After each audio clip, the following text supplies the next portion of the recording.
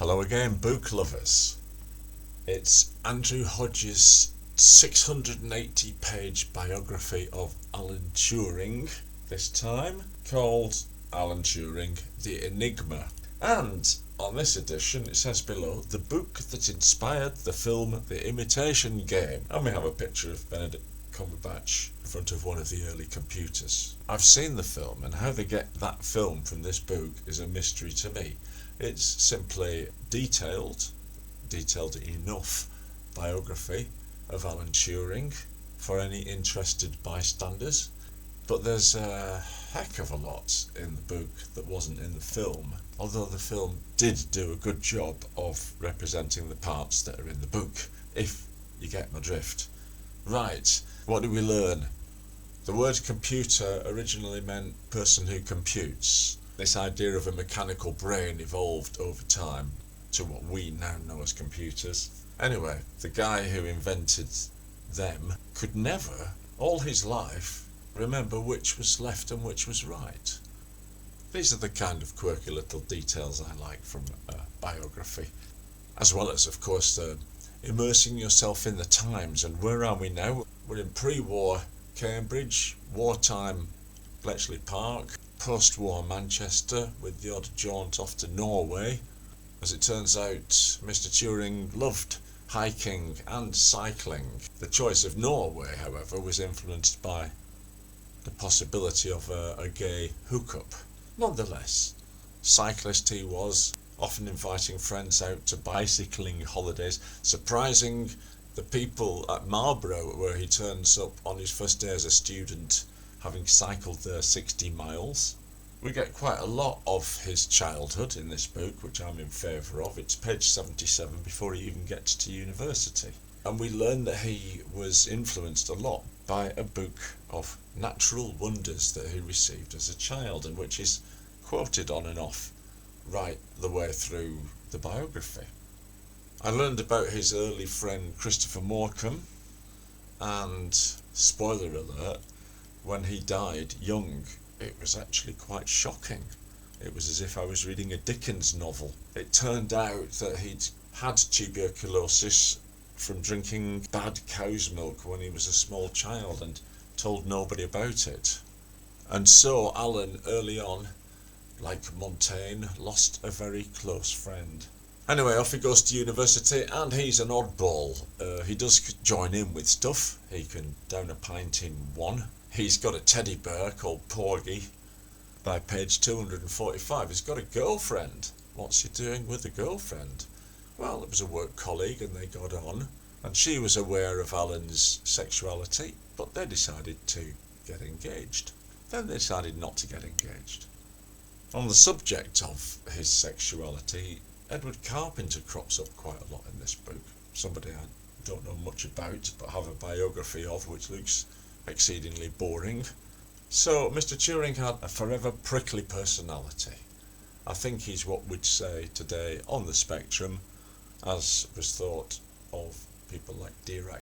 And from the sound of it, it looks like Benedict Cumberbatch did a good job at representing this in the film. He took things literally. He was slightly uncomfortable, always shabby and badly dressed, hated bureaucracy, and was never in doubt that artificial intelligence was probable.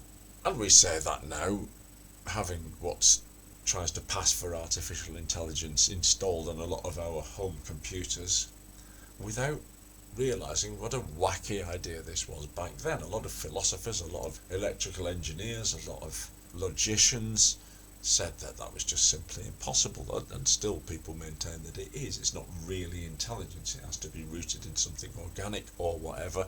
Anyway, all these questions will crop up, and that's where I thought, oh, I'm launching into the biography of somebody who was quite clever at maths and logic and electrical engineering and could understand Gödel's theorem, and indeed you would have to know a little bit of that substratum in order to get the most out of this book. I think it was pitched at about my level. I had to Google certain references and make sure I was up to speed. But apart from some electrical engineering circuit maps, I think I managed it. Which isn't to say that I'm claiming to understand Gödel's incompleteness theorem, but at least I understand its implications, I think. In the end, his downfall was getting involved with a chap, having a liaison in Manchester, and this chap told one of his mates that there was, it was pretty easy to get in and burgle Turing's house. That happened. Turing made the mistake of complaining to the police. They seemed to get on in quite a chatty manner as he was being arrested, and then with prison hanging over him. And it should be said that Turing never understood why homosexuality should be illegal, and couldn't understand the resentment that some people had towards him because of it. But anyway, he bowled along in his shy way, and in the end was sentenced to this kind of psychological following up, which involved him growing breasts in the end. Let's be honest, he was injected with hormones, basically in order to avoid jail. He said yes.